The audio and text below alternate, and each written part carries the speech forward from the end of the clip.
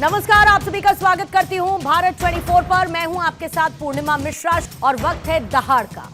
चीन पर आसानी से यकीन नहीं किया जा सकता। चीन ईमानदारी की चाहे कितनी कस्में खा ले, उस पर भरोसा करना इतना आसान नहीं। 15 जून 2020 की झड़प के करीब 4.5 साल बाद भले ही चीन पीछे हटने को तैयार हो, लेकिन उसकी कथनी और करनी पर शायद ही कोई भरोसा कर सके। फिलहाल तो गलवान घाटी पर वो पीछे हटने के लिए राजी है और बफर जोन में दोनों देशों की सेनाएं पेट्रोलिंग कर सकेंगी। मई 2020 से पहले वाली स्थिति पर आने को लेकर सहमति बन चुकी है, लेकिन क्या चीन चालबाजी छोड़ देगा, इस बात पर भरोसा नहीं किया जा सकता है। हमारे सामने इतिहास के कई कड़वे अनुभव मौजूद हैं।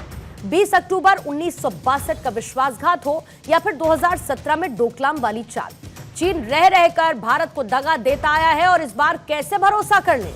प्रधानमंत्री मोदी ब्रिक्स सम्मेलन में भाग लेने के लिए रूस के कजान में हैं, जहां से थोड़ी ही देर पहले मोदी और पुतिन की मुलाकात हुई। मोदी के रूस दौरे के ठीक पहले रूसी विदेश मंत्री सर्गेई लावरोव ने कहा कि अब एशिया पावर सेंटर बन रहा है, जिसके 3 ताकतवर देश पूरी दुनिया को राह दिखाएंगे, यानी कि भारत, रूस और चीन। लेकिन क्या मोदी और पुतिन की तरह ईमानदार दोस्ती निभा पाएंगे शी जिनपिंग? कहना मुश्किल है। देश के पहले प्रधानमंत्री जवाहरलाल नेहरू ने हिंदी चीनी भाई भाई का नारा दिया, लेकिन 20 अक्टूबर 1962 को चीन ने पीठ में छुरा घोंप दिया और जब उसके 80,000 सैनिकों ने चंद भारतीय सैनिकों पर अंधाधुंध गोलीबारी की, और इसका नतीजा 1962 की जंग के तौर पर दुनिया के सामने है। हालांकि 1967 में भारत ने चीन को करारा जवाब दिया, लेकिन उसके बाद भी कई बार चीन ने हिंदुस्तान की जमीन धोखे से हड़पने की कोशिश की। ऐसे में चीन की बातों पर यकीन करना नामुमकिन सा है।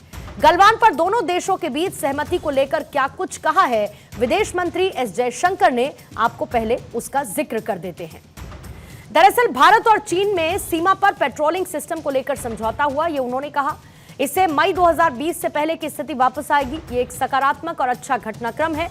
ये बहुत धैर्य और बहुत ही दृढ़ कूटनीति का नतीजा है, ये कहा गया है एस जयशंकर की तरफ से।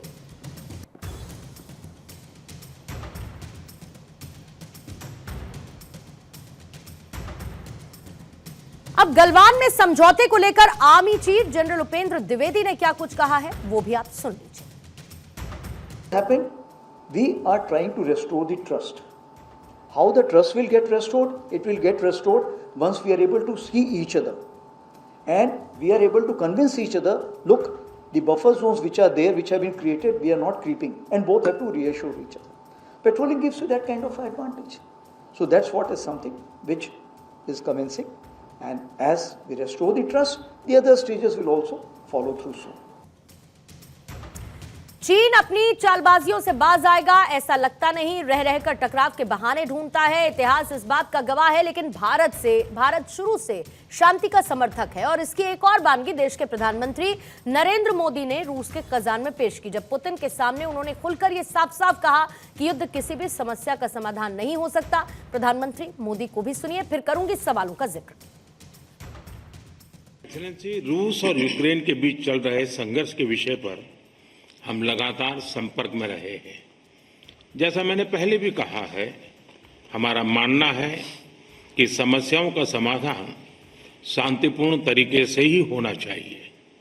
शांति और स्थिरता की जल्द से जल्द बहाली का हम पूरी तरह समर्थन करते हैं। हमारे सभी प्रयास मानवता को प्रमुखता देते हैं। आने वाले समय में भी भारत हर संभव सहयोग देने के लिए तैयार है। एक्सेलेंसी, आज इन सभी विषयों पर विचार साझा करने का एक और महत्वपूर्ण अवसर है। एक बार फिर बहुत बहुत धन्यवाद। तो आइए इस दहाड़ में सवालों का जिक्र कर देते हैं और उसके बाद चर्चा की शुरुआत करेंगे। पहला सवाल यही है कि ब्रिक्स समिट से पहले एलएसी पर पीछे क्यों हटा है चीन, इसकी तह तक जाना होगा। ब्रिक्स में भारत के बढ़ते प्रभाव से परेशान है क्या चीन? फिर दगा नहीं देगा चीन, इस बात पर कितना यकीन करना चाहिए? मोदी पुतिन की तरह दोस्ती क्या शी जिनपिंग निभा पाएंगे? क्या चीन की चालबाजी को बेहतर समझते हैं प्रधानमंत्री मोदी?